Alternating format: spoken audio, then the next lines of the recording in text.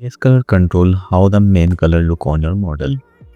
You can also add a texture map here if you have one. If you are creating metal, the metalness value is very important. I recommend set it to 1 to make the surface really metallic.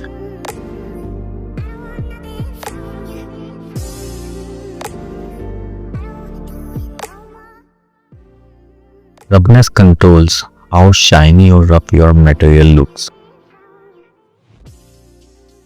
Lower value make it more shiny, higher value make it more rough. The normal map create illusion of surface, bumps and details. You can add a normal map or paint normal map details directly in Substance Painter. Height is similar to the normal map, but it creates stronger and more aggressive surface depth.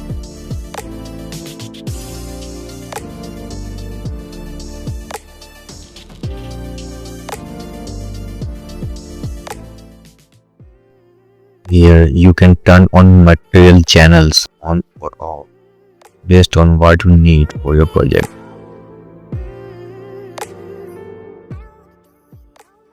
Substance Painter also includes many ready-made materials like fabric, metals, leather and others which you can use directly.